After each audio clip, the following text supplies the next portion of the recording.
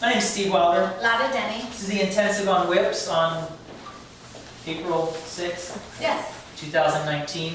So it's really important that we get our basic whip down. We don't want to rush this, so our 4 starts here and ends here. That was super important for all of these moves that we did. The first move we had was a reverse whip. 1, 2, the turn is actually on 3.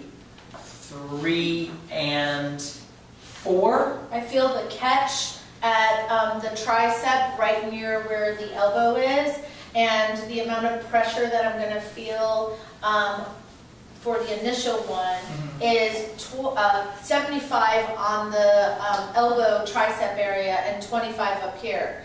So this is the simple one where the follow finishes the rotation.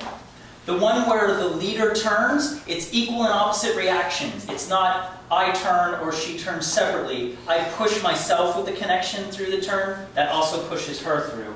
This is reverse whip footwork follows.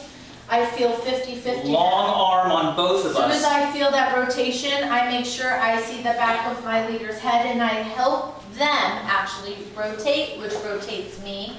And we're also then making sure we're looking at each other, and that helps us rotate. We did the left side whip, which was kind of like rotational energy to linear energy like Thor does. We're going to come, wait, I think it's better over here. Okay.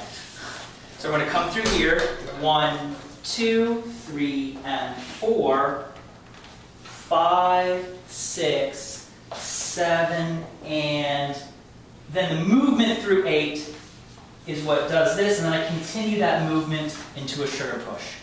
So Usually that's a 2 count there, so 8, 1, 2, and you're going to end up catching this on the next 3 or the next 1, shall we say. Make sure it's not on a 2.